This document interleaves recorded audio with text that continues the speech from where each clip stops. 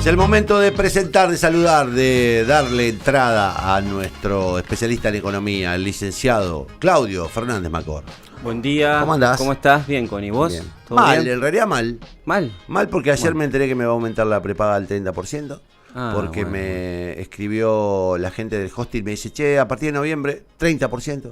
Pero bueno, los ingresos en general crecen más No. que la inflación. No, así no, que yo no estamos tengo todos más, mejor. no tengo forma de con la facturación de decirle a, che, te voy a aumentar un 30%, porque corro el riesgo que me digan, no, O sea, no sos parte de los grupos concentrados. no, no. ¿Qué hacemos con la inflación? Bueno, la idea era eso, ver un poco las causas de la inflación. Vamos a ir a las causas y a partir de ahí ver de qué forma se puede salir o no. Para eso yo voy a hacer como una presentación rápido del tema y después vamos a empezar una entrevista con Cristian Caracoche, que después lo presentamos. Como marco, ¿yo qué voy a plantear? A ver, que la inflación por supuesto es un problema. Es un problema tendencialmente creciente desde 2002, es decir, desde que sale de la convertibilidad.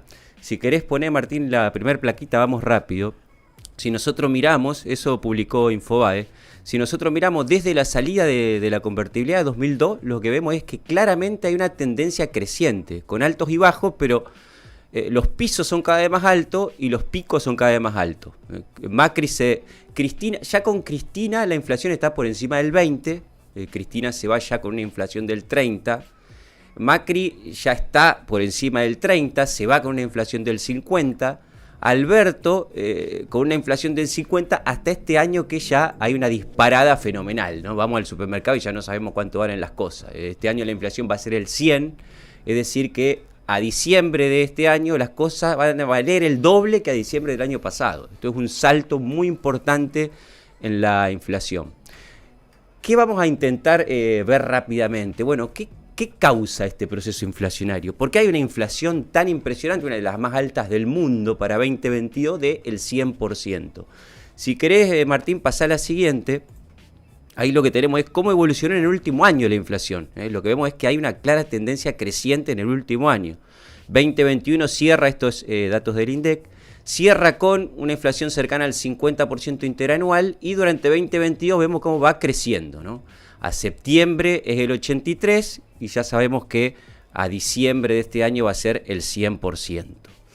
Entonces, vamos a la siguiente si querés, Martín. ¿Por qué hay inflación? ¿Qué nos explican? En general siempre se nos dice, muchas veces desde el gobierno, es multicausal. Efectivamente, dependiendo del contexto, dependiendo de la teoría, hay diferentes causas para explicar por qué hay una inflación. En este caso, insisto, de 100%. Algunos nos van a decir que tiene que ver con una espiral de salarios-precios, lo que se llama puja distributiva. Porque aumentan los salarios, entonces aumenta el costo empresarial y entonces los empresarios tienen que vender más caro. Pero al vender más caro se deteriora el salario real, entonces hay que volver a aumentar los salarios, y así. Esto hoy lo podemos descartar porque los salarios van perdiendo por goleada, hace ya muchos años. De hecho, este año, con un 100% de inflación, es claro que los salarios incluso perdieron, con lo cual esto se puede descartar. La segunda es tipo de cambio de evaluación, es decir, se devalúa, la Argentina es una economía con un fuerte sesgo importador, un componente significativo del costo de producción de las empresas es importado. Todos los bienes de capital son importados, buena parte de los insumos, de los materiales son importados, la energía incluso de este año es importada, con lo cual todo lo que se produce tiene un costo importador. Entonces, al devaluarse, se encarece la importación, se encarece el costo de producción y eso termina impactando en los precios. Esto también lo podemos descartar porque lo que caracteriza a la Argentina de los últimos 2 años es el atraso cambiario. Es decir, la inflación va muy por delante del tipo de cambio.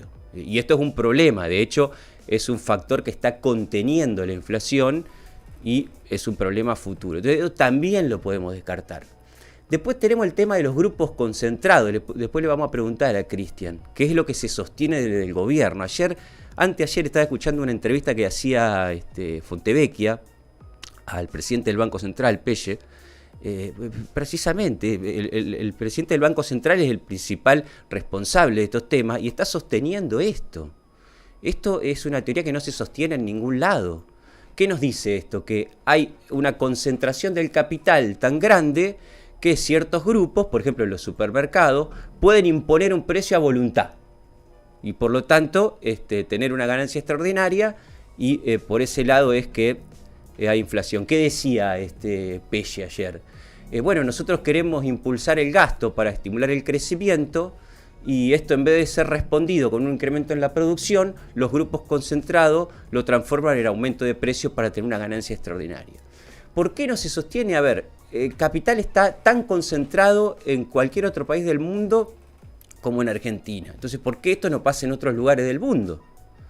En segundo lugar, a ver, a Doña Rosa, digamos, cuando vas a comprar al almacén del barrio, es más caro que en el supermercado. Cuando vas a comprar a los chinos, yo compro en un chino, es más caro que en el supermercado. Entonces, no existe el tema de la concentración del capital. Y su imposición voluntaria de precios. No hay manera de sostenerlo a eso, no hay ninguna teoría ni del valor ni de la inflación que lo aplique. Estamos lejos de una concentración del capital que permita imponer precio a voluntad. Y la otra es la emisión monetaria, es decir, emitir dinero para financiar el déficit. Siempre hay algo de todo, por supuesto que algo de puja distributiva hay, algo de tipo de cambio puede haber o va a haber, pero fundamentalmente en la Argentina en los últimos años la inflación se relaciona con la emisión monetaria para financiar déficit fiscal. Yo no me voy a detener mucho, simplemente voy a mostrar este gráfico que sigue ahora, que es por qué la emisión genera inflación. Los precios son la expresión de monetaria de los bienes y servicios. Para explicarlo sencillamente, si en una economía hay 2 mesas y 400 pesos disponibles, entonces cada mesa va a valer 200 pesos, se va a expresar monetariamente en 200 pesos. Si de un momento para otro hay 400 pesos y sigue habiendo 2 mesas, y ahora van a valer 400 cada una. Entonces, el incremento en el volumen de dinero sin un incremento en la cantidad de bienes y servicios replica en el nivel de precios. Ahí lo que tenemos es la circulación monetaria, es decir, la cantidad de dinero que circula en la Argentina, cómo evolucionó desde 2019 hasta ahora, fuente Banco Central. Fíjense que si uno toma diciembre de 2019, cuando asume Alberto, lo que tenemos es que es más o menos 1 billón de pesos. Empieza la pandemia, termina 2020 y es cercano a 2 billones, es decir, se duplicó durante la pandemia. Un fenómeno que se reprodujo en casi todos los países, no con esta magnitud. Yo estaba mirando datos en Brasil, por ejemplo, y aumentó un 40%. Acá se duplicó. Termina la pandemia, digamos 2021, más o menos hay una estabilización en el primer semestre, pero el segundo semestre de 2021 empieza a despegar otra vez. ¿Y qué tenemos? Que octubre 2022 es más de 3 billones de pesos. Si uno toma punta a punta, diciembre de 19, octubre 22, más que se triplicó la cantidad de dinero que circula, que está circulando en la economía. Que es lo mismo que digamos que vale 3 veces menos. Claro. Vale un tercio en realidad. Claro. Es que, ¿qué pasa? La cantidad de bienes y servicios es más o menos la misma. No hubo crecimiento desde fin de 2019 a hoy. Más o menos es la misma. Entonces tenés el triple de dinero para comprar las mismas cosas. Con lo cual, evidentemente, esto va a causar inflación. Esto es una causa importante de inflación. Y esto se vincula fundamentalmente con financiar el déficit fiscal, que hoy en la Argentina es cercano a 20.000 millones de dólares por año. Bien, yo cierro acá para dar inicio a la entrevista. Creo que Cristian nos está escuchando, está en línea. Hola, ¿qué tal? ¿Se escucha ahí? ¿Se escucha lo que hablo? Sí, hola Cristian, buen día, ¿cómo estás? Bueno, Cristian Caracoche es economista, es investigador, es docente universitario, escribió un libro interesante. Después si querés nos contás de dónde está disponible, dónde se puede comprar, que se llama Dualdismo, Kirchnerismo y Macrismo, el capitalismo argentino y su recurrencia histórica. Y bueno, ha hecho un ciclo de charlas, algunas de ellas vinculadas a explicar las causas de la inflación. y por eso lo contactamos para que nos ayude un poco a pensar este problema. Buen día, Cristian, te saludamos de Santa Fe, desde Radio REC, el programa de Connie Cherep. ¿Cómo estás? ¿Cómo están? ¿Cómo va todo? Bien, Muchas bueno. gracias por la invitación, siempre se agradecen las invitaciones estas. Bueno, Cristian, empezamos con una pregunta bien directa que, apelando a los tiempos radiales, tiene que ser bastante sintética, lo cual es un problema, pero se está acelerando la inflación en la Argentina, vamos a tener un 100% en 2022. ¿Por qué pasa eso? ¿Cuál pensás vos que es la causa más importante para explicar este problema? Bien, bueno, como muchas cosas vos ya las planteaste, ya es un proceso que viene desde el 2002, arranca creciente y prácticamente tendencialmente no para. Yo a todas esas cuestiones que planteaste, yo quiero agregar la cuestión de que si bien el salario sí está cayendo en el último tiempo, eso no implica que la puja distributiva no genere una inercia inflacionaria, que de una u otra manera suma el proceso inflacionario esa puja distributiva, no porque los salarios crezcan por encima de la inflación, pero meramente la recuperación de lo que sea, lo poco o mucho que sea, eso alienta de alguna manera el proceso inflacionario, no porque los trabajadores generen inflación, sino porque después los burgueses remarcan sus precios, obviamente, eso desde ya. Y una cuestión que me gustaría agregar a esto que planteaste vos, bueno, obviamente los elementos más coyunturales, ¿no? Además de toda esta cuestión inercial de la monetización del déficit, que es bastante importante, obviamente los elementos coyunturales, la emisión por pandemia que planteaste, cierto aumento de ciertos precios por la guerra de Ucrania y Rusia, las devaluaciones graduales que si bien se está apreciando el peso en términos históricos, se fueron dando desde el 2014, 2016, 2018, todas esas devaluaciones, no graduales, sino devaluaciones de golpe, generaron, si se quiere, escalones, que esos escalones no se bajó, o sea, a partir de la devaluación de 2014, la inflación no bajó de casi el 30, a partir de la de 2018 no bajó del 50, y así sucesivamente. Y un elemento que se está estudiando poco, pero yo creo que genera un aporte a entender la inflación actual, es el endurecimiento del cepo cambiario, que implica que muchas empresas que venían importando a dólar de 150, gradualmente, de a poco, van empezando a importar a dólar de 300, y por lo tanto también ahí hay un traslado. Todo esto, obviamente, como vos bien lo dijiste, con un telón de fondo, por decirlo de alguna manera, con una emisión monetaria que podemos ver en algunos momentos que genera inflación y en otros momentos que al menos la convalida, es decir, que convalida inflación pasada. Entonces, en ese marco, un poco con lo que planteaste vos, yo agrego estos elementos, entiendo que la inflación actual está alimentada a grandes rasgos por estos elementos. Cristian, hay una serie de economistas más vinculados al oficialismo que intentan reproducir que hacen cierta propaganda ideológica. Incluso me preocupó a mí esto que comentaba en una entrevista el presidente del Banco Central, destacaba como la causa más importante de inflación la capacidad de ciertas empresas para imponer precios en el mercado. ¿Qué opinión tenés vos respecto a esto? ¿Se sostiene? ¿Hay forma de argumentarlo? ¿Hay alguna teoría económica que explique esta idea de inflación por imposición de precios de los grupos concentrados? Sí, justamente la semana pasada di este tema en un curso y después de darle todas las teorías medianamente aceptadas, se lo di como anécdota, ¿no? Este tema porque los chicos lo escuchan en los noticieros, se lo di como anécdota, ¿no? Y es un problema importante, primeramente porque cada vez más economistas, no sé si cada vez más, pero muchos economistas están tratando de explicar la inflación desde este punto de vista, que es un punto de vista totalmente acientífico, que no se sostiene por sí mismo. Cuando uno escucha este tipo de argumentos, uno se tiene que poner a pensar tiene que reclamar algunas respuestas. Primero, si esos supuestos formadores de precios, especuladores, tienen la capacidad de mover el precio a su gusto y por lo tanto establecer su ganancia a su gusto, que no es un dato para nada menor, primero, ¿por qué no lo hicieron en los años 90, por ejemplo? Esa es la primera pregunta que hay que hacer.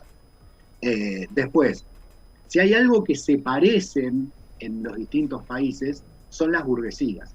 Las clases trabajadoras suelen ser estructuralmente, tienen ciertas diferencias, no es lo mismo la clase trabajadora argentina que la chilena, que la uruguaya, pero las burguesías, uno va a los supermercados y encuentra los mismos productos, por lo tanto las burguesías son muy similares en todos los países, de hecho son muchas veces las mismas. ¿Y por qué esos especuladores especulan en Argentina y no especulan en otros países limítrofes? Y a su vez, la última gran pregunta que uno tiene que responder ante eso es, bueno, si esos especuladores pueden aumentar el precio a su gusto y placer, hoy en día la inflación está rondando el 85% anual, ¿por qué, entendiendo que aumentando el precio aumentan sus ganancias, ¿por qué no la aumentan al 200, al 300, al 500 o al 1000, si total todo aumento de precios es aumento de ganancias? ¿Estamos ante empresarios que son especuladores pero que no quieren ganar más de lo que están ganando? Estamos ante un problema en ese argumento. Es un argumento que no cierra para nada. Y déjame que haga un comentario. ¿Por qué ese argumento en términos, si se quiere, filosóficos le sirve al progresismo? Siempre que uno analiza, al menos de los 70 para acá, los procesos de estabilización que se dan, de estabilización de precios, siempre uno encuentra, desgraciadamente por una relación de fuerzas internacional, que los procesos de estabilización terminan siempre con procesos de ajuste que recaen sobre la clase trabajadora. Entonces, ¿qué pasa? Al fijar la culpa, por decirlo de alguna manera, en estos malvados especuladores, formadores de precios, por un lado se escapa de explicar un problema mucho más complejo y explicar una cuestión que, guste o no, es así.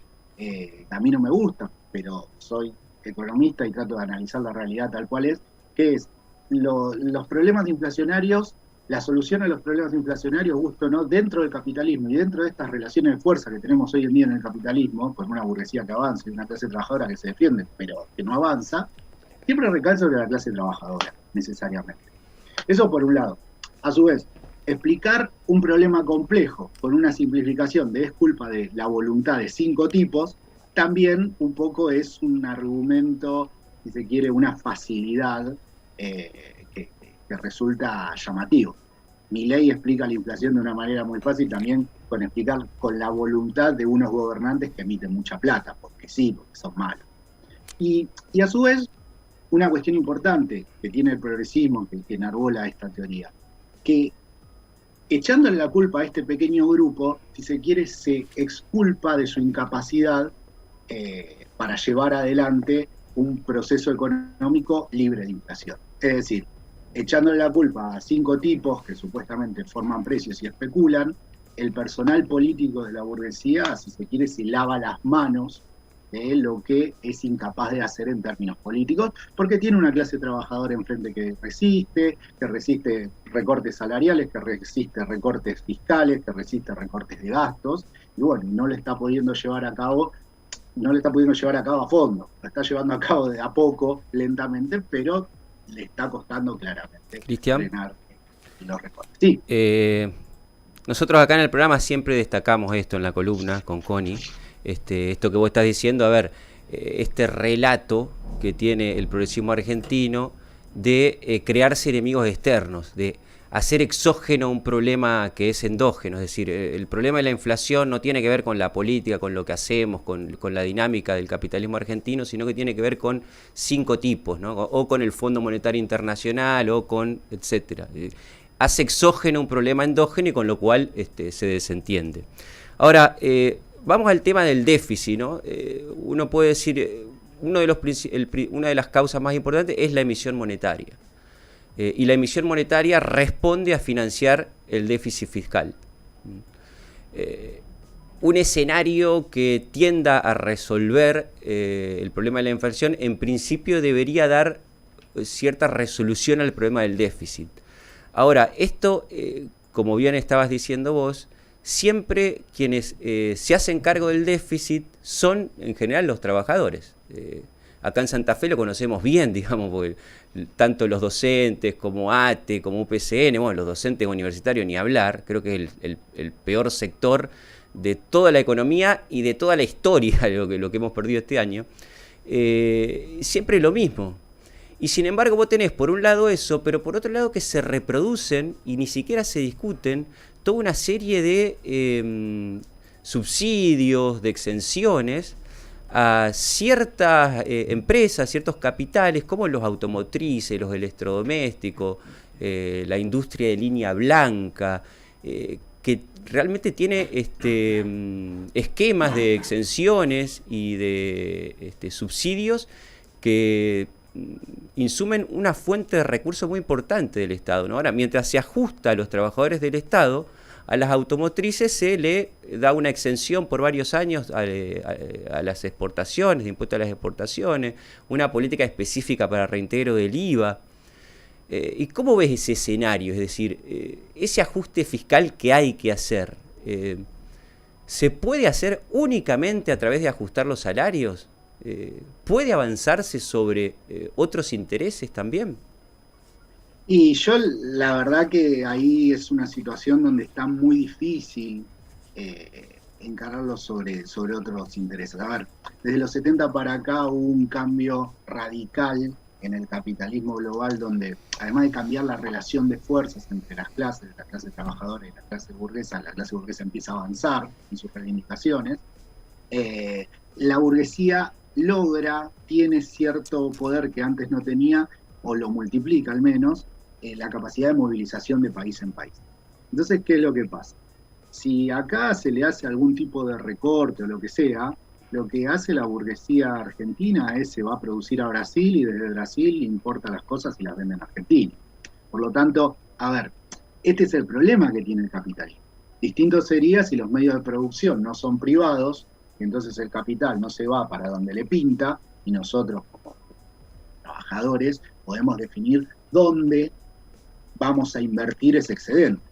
El problema es que, en tanto y en cuanto el capital sea privado, donde le tocas un ápice en estas condiciones, porque distinto era previo a los 70, donde la burguesía no tenía la capacidad de movimiento, y donde la burguesía, si se iba a Brasil, también la estaban esperando con un cuchillo y un tenedor. Es decir, el problema es que hoy la burguesía tiene capacidad de movimiento, y además si va a Brasil no le esperan con un cuchillo y un tenedor, le esperan con un camino de rosas, ¿se entiende? Entonces, el problema del capitalismo actual, y ahí está, si se quiere, la base de todos los problemas que tiene el progresismo, es que donde apretás un poco a la burguesía te hace huelga de inversiones y se va a otro país. Entonces, esos son todos los grandes limitantes que tiene el reformismo. El reformismo tiene límites muy estrictos y muy fuertes hoy en día con plantearle algo al capital. Previo a los 70, la clase trabajadora argentina tenía los niveles de vida que tenía. ¿Por qué? Porque podía apretar al capital, y el capital no tenía muchos lugares a donde irse, y no tenía tampoco mucha capacidad de irse. Entonces, bueno, se podía apretar y se podía sacar todo todo no, pero se podía sacar mucho.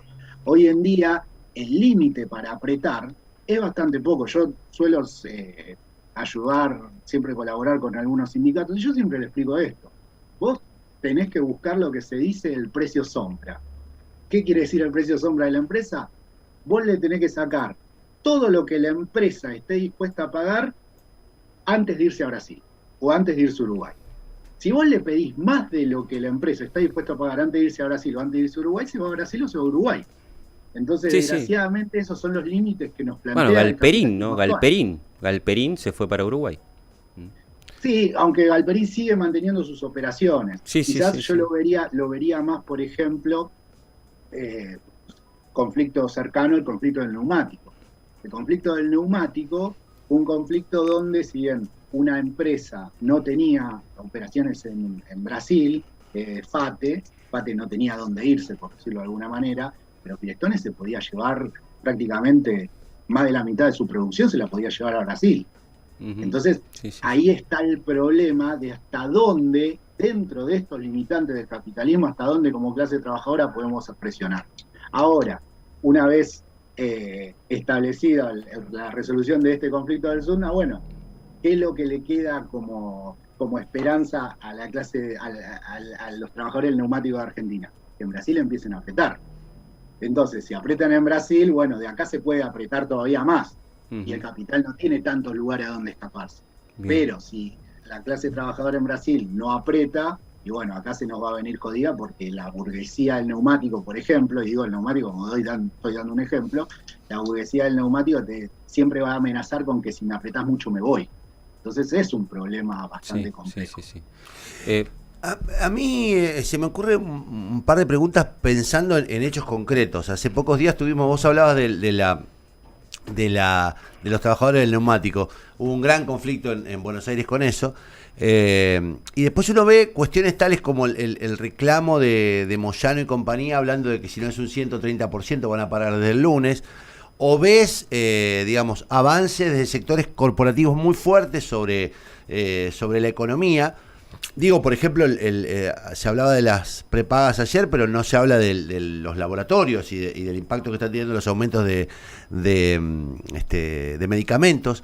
Digo, evidentemente hay como una ignorancia o hay una sensación de que los actores, digamos, los múltiples actores que actúan en mayor o menor medida sobre la inflación, se sienten inocentes en el proceso. Es como que, digamos, en esto que hablaba recién Claudio, de que la puja por cada uno de los intereses individuales es como que ignora el efecto que genera sobre los demás. Como que nadie está, ningún actor está entendiendo que cada movimiento de pieza genera un movimiento de piezas posteriores que descalabra todo. ¿Cómo se resuelve esto? Perdón que está pasando un auto vendiendo en la calle. Y no se escucha nada. No se escucha nada. Mejor, si no se escucha nada, mejor. No, bueno, a ver, la resolución siempre se da por relaciones de fuerza en este tipo de situaciones. O por intervención política, digamos. Acá no hay ausencia, o no falta política acá. A ver, la intervención política se da y se da siempre a favor de alguien. Ejemplo, vos lo nombrás, lo estamos charlando recién, el conflicto del neumático. El Estado interviene a favor, cuando no venía interviniendo mucho, y cuando interviene fuerte, interviene a favor de la patronal. Sí. Es decir, acá siempre es una cuestión de que ninguna de las dos partes, salvo que, bueno, los sectores sindicales la burocrateen de una manera extrema, de una manera impune, pero también, a ver, los burócratas sindicales tienen ciertos límites. No pueden regalar continuamente y sistemáticamente una paritaria, porque si un burócrata regala sistemáticamente una paritaria, pierde su condición de burócrata a la larga. Que pasó, por ejemplo, en la UOM, con, no me acuerdo el nombre del burócrata que perdió la selección. Pero bueno, a la larga la pierde. Siempre se va a dar relaciones de fuerza. Desgraciadamente, son muy pocos los sectores donde hay cierta capacidad de disputa. Bueno, ustedes están en Santa Fe, sé que en estos momentos Santa Fe está con una lucha bastante importante. Estuvo. Sí. Pero bueno, por ejemplo, Claudia hablaba de lo que es la docencia universitaria. La docencia universitaria estamos regaladísimos con un moño en la frente y nos están pasando por arriba el nivel salarial. El nivel salarial es bajísimo, uno de los más bajos, no sé cuántos años. Acá, yo como trabajador, siempre voy a tratar de que mi salario no pierda. Y el burgués, como burgués, va a tratar de que su ganancia no caiga.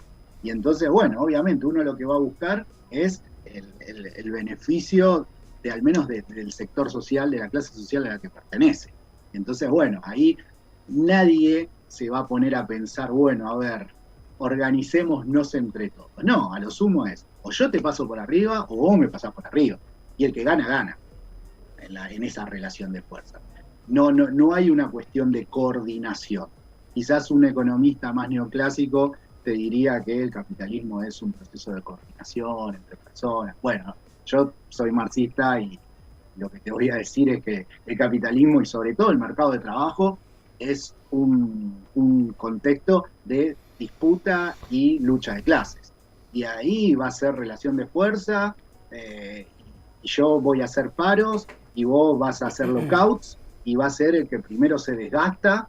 Y en ese sentido yo creo que hay que estudiar mucho el conflicto del Sudna, porque bueno, fue como una colección de hechos sindicales que se dieron prácticamente en 6 meses, ¿no? Uh-huh. Paro, lockout, la burguesía del neumático trabajando, si se quiere, a pérdida, pero a su vez no queriendo ceder, porque si cede ahora pierde ganancias futuras, pero a su vez perdía ganancias actuales, los trabajadores aceptando que les iban a descontar, y entonces, bueno, también era como una especie de inversión, me descuentan ahora, pero la finalidad es obtener un mejor acuerdo a mediano plazo. Es todo, es una disputa entre las dos clases, y que nadie va a... Está bien, pero ¿por qué? Pero la pregunta es, ¿por qué en Argentina tenemos semejante descalabro en esta lucha y en esta tensión constante que vos definís desde tu marxismo como la tensión de clases, y eso se resolvió estructuralmente en otros países que nos rodean? ¿O están menos... son menos intensos? ¿Por qué Bolivia no tiene inflación? ¿Por qué Brasil no tiene inflación con el nivel de enfrentamiento social que tiene? ¿Por qué Uruguay no tiene inflación? ¿O no Paraguay? Digo, ¿por qué ahí, si me lo podés explicar brevemente, por qué ahí las cosas están estructuradas de modo tal de que hoy puedan planificar, digamos, proyectos con las mayores o menores injusticias que obviamente subsisten, ¿no? Pero digo, ¿por qué así tienen una especie de plataforma sólida desde donde proyectar futuro y acá no? Bien, yo todavía no lo tengo del todo elaborado, es mi próximo proyecto editorial, si se quiere, pero mi hipótesis sobre esto que decís, que es la parte central de este futuro libro, es que justamente la clase trabajadora argentina representa algo que Adolfo Gili planteaba como la anomalía argentina. Uh-huh. Es decir, en Argentina tenemos, guste o no, y eso hay datos que yo ya hice un análisis exploratorio y hay datos que lo sostienen, una clase trabajadora que tiene un mayor nivel de coordinación, conflictividad y capacidad de movilización que en otros países. A ver, por ejemplo, todo el esquema sindical que hay en Argentina, esquema de juntas internas, comisiones internas de base y demás, etcétera, eso no existe en la región. El caso extremo obviamente es el de Chile, donde uh-huh. la convención es fábrica a fábrica, y a su vez no solo la clase trabajadora argentina ocupada tiene una anomalía en relación al resto de la región, sino que también la desocupada tiene una capacidad de movilización que no se ve en otro lado. Es decir, la cantidad de cortes de calle, piquetes y demás, eso es algo que no se ve en otro lado. Andá a cortar una calle a Chile, a Brasil o a Paraguay, eso no existe. Entonces, en ese sentido, la clase trabajadora, por un lado ocupada, resiste los embates inflacionarios de una u otra manera, quedándose quizás atrás, pero no quedándose tan atrás, y aunque haya burocracias, la base empuja de una u otra manera a las burocracias para que esas burocracias reclamen algo, y la clase desocupada lo que hace es resiste los recortes fiscales. Es decir, cuando hay un recorte a gasto público, subsidios a la pobreza y demás, etcétera, se hace una resistencia, y mismo, inclusive, una fracción que no está movilizada de la clase trabajadora, como es la fracción pasiva, uh-huh. los jubilados, igualmente despiertan simpatía, y cuando se le quiere hacer un recorte a los jubilados, vamos a la plaza y tiramos 14 toneladas de piedra, ¿se entiende? Entonces, hay yo no lo llamo bloqueo, sino una obstaculización de parte de la clase trabajadora, obviamente defendiendo nuestros intereses, hay una obstaculización a los planes de la burguesía. Ahora, te lo pregunto, está bien, te lo pregunto desde un lugar a lo mejor incorrecto, pero lo experimento en Santa Fe con la burocracia sindical estatal. Hay una clase trabajadora combativa o estructuras de trabajadores, o hay una burocracia sindical que define cuándo sí, cuándo no, porque digo, estamos experimentando un nivel, no, digamos, lo decía recién Claudio, un nivel de atraso y de retroceso en el nivel del poder adquisitivo y de la pérdida salarial, pero vemos un nivel de complicidad en la burocracia sindical. Digamos, acá en Santa Fe fue notorio, 3 años de silencio respecto a los ajustes del Estado.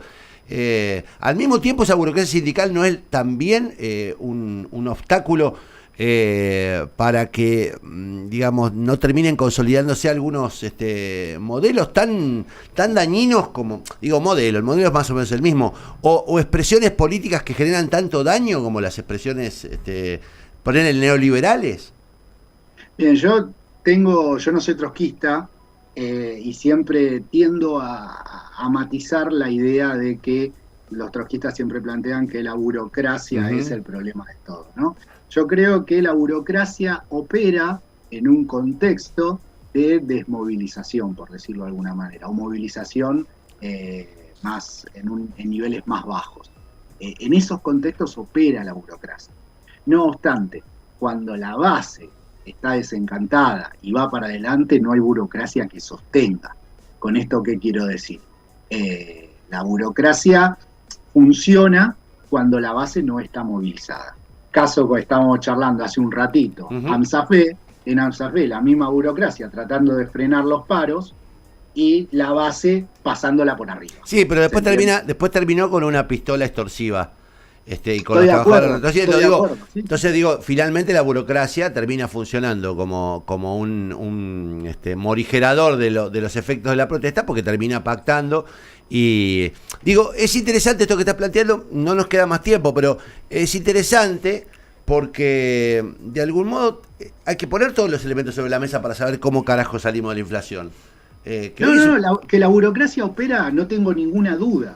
Ahora, yo lo que quiero decir, si se quiere saliendo del lugar o corriéndome del planteo trotskista, es que opera por culpa que nosotros como base no logramos ni sacarla ni pasarla por arriba, ¿se entiende? A ver, no quiero decir que la burocracia no tiene ningún rol. No, tiene un rol. Pero lo que quiero decir sobre eso es que ese rol se lo puede pasar por arriba con un trabajo, obviamente, a largo plazo, paciente, y, si se quiere, con mucho laburo de base, que pase por arriba esa burocracia. Es decir, la burocracia es un dique de contención para un determinado, vamos a decirlo, nivel de agua, nivel de presión. Llegado un momento, ese dique de contención se rompe. La famosa frase, con los dirigentes a la cabeza, con la cabeza de los dirigentes. Es decir, en algún momento ese dique de contención se rompe. Yo entiendo que quienes no estamos de acuerdo con los planteos de la burocracia y con la acción de la burocracia, lo que tenemos que hacer es acumular presión sobre ese dique para romperlo. No buscando soluciones mágicas, no buscando de un día para el otro movilizar, hacer una huelga general insurreccional, sino pensando en algo de largo plazo, que por ahí en el corto plazo nos comamos muchísimos garrones, pero bueno, pensar algo sólido a mediano plazo. Bueno, Cristian, creo que ya estamos, ¿no? Listo, sí, ya no hay más tiempo, además. No hay más tiempo. Bueno, muy interesante todo, Cristian. Si querés comentar sobre tu libro para cerrar, es decir, dónde se puede comprar, quienes están interesados. Bien, mi libro queda muy pocas unidades, está casi agotado. Igualmente quedan algunas unidades en Mercado Libre. Si lo googlean como Cristian Caracoche, les va a aparecer mi libro. Hay, creo que, 2 vendedores que le quedan, ya en librería ya creo que no quedan más. Y prontamente vamos a ver, es la idea, si se puede sacar una reedición digital. En algún momento la idea va a ser sacar una reedición digital, a ver si pues no me da la Bien, verdad como bien. para hacer otra Otra. edición papel. Bueno, Cristian, te mandamos un saludo, te agradecemos mucho y seguramente en algún otro momento nos vamos a comunicar. Gracias a ustedes por la invitación y obviamente siempre dispuesto para cualquier intercambio, desde ya cuenten con eso. Genial, Abrazo gracias, gracias. Bueno, Connie. Bueno, me parece que me pareció una interesante mirada sobre Sí, el tema. yo sí tengo 2 minutos, Dale. podría tener 2 minutos. Dale, Que aprovechalo. interesante, fíjate que a pesar de que, como bien dice Cristian, y estamos de acuerdo, el nivel de conflictividad en la Argentina es altísimo, y la capacidad de organización y, si querés, de lucha, de protesta de los trabajadores es notoriamente superior a la de los otros países. Te cortan la 9 de julio cuando quieren. Sin embargo, los salarios vienen cayendo hace 40 años en la Argentina. Sí. Si vos comparás los salarios de los trabajadores argentinos con los salarios de los trabajadores brasileños, uruguayos, lo que sea, tendencialmente los otros crecen más. Y esto es una paradoja, que hay que verla. O sea, no lo vamos a desarrollar ahora, pero se da lo contrario a lo que uno esperaría. No es lo que yo recién decía, porque a pesar de la infraestructura o de la estructura de la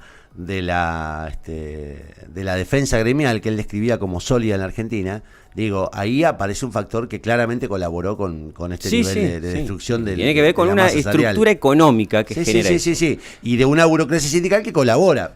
En mi mirada, digamos, colabora permanentemente con un discurso combativo o pseudo combativo en la destrucción del salario. Sí.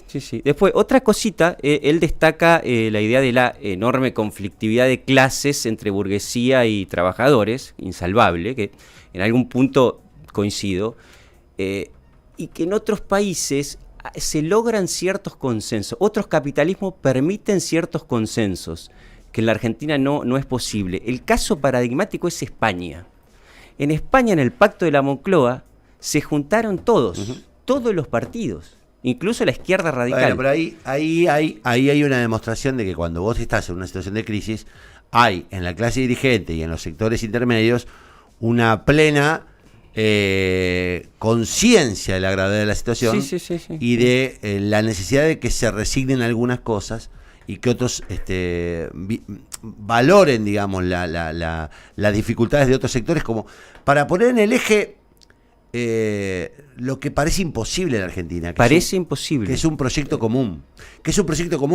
Pero, y que lamentablemente en Argentina está como devaluado a partir de que hay relatos que creen que son los únicos y que han demostrado que fracasaron. Y se plantean como ficticiamente antagónicos. Fíjate, déjame terminar esto de la Moncloa, que lo conocés bien.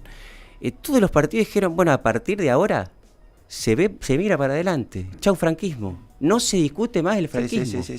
Y fíjate qué notable el acuerdo al que llegó la burguesía y la clase trabajadora. A partir de ahora, los salarios aumentan según la evolución de la productividad del trabajo. Se juntan cada año, miran la productividad del trabajo del sector. ¿Cuánto aumentó? Un 1, un 2. Bueno, los salarios aumentan esto. No aumentó, los salarios no aumentan.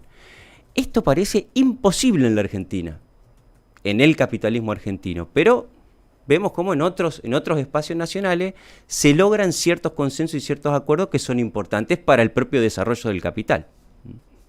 Claudio, un placer. De verdad está bueno profundizar tanto, es un poco largo, lo decíamos antes de hacer la entrevista, pero digo, hay que dársela el tiempo para discutir profundamente estas cosas, porque son de las que estamos hablando todo el día. ¿Por qué hay inflación? Bueno, es interesante saber que no es fácil resolver esto. Pero también es interesante saber que no lo va a resolver Cristina con un tuit, que no lo va a resolver Alberto diciendo que los kiosqueros son los responsables, que no, digo, de verdad, hay tanta fragilidad en el discurso que empezamos a escuchar disparates. Y además vemos cómo cada uno se desentiende de su responsabilidad. Y acá lo que hace falta es que todos nos hagamos cargo de la responsabilidad, en la mayor o en la menor medida que tengamos responsabilidades, y vayamos hacia un pacto donde además devolvamos la credibilidad, porque yo hay un factor acá que más allá de las conveniencias o no, digo, es la falta de credibilidad, digamos. Hay que decirle a un capitalista que se quede en Argentina sin ningún nivel de confianza en la viabilidad de esto. No hay voluntarismo que valga ahí. ¿Por qué? el tipo se va a Por quedar. eso no es voluntario. Si ya el eso. mundo ya prácticamente no tiene fronteras en ese sentido. Así que digo, es interesante y está bueno que lo hablemos con los niveles de profundidad que nos damos el lujo de tener acá y que seguramente en otros lugares no se puede por la pauta, la corrida y todo eso. Pero bueno, elegimos esto nosotros. Así que Bueno, estuvo buenísimo. Gracias, A vos, Connie. Claudio. un Saludos placer. a todos.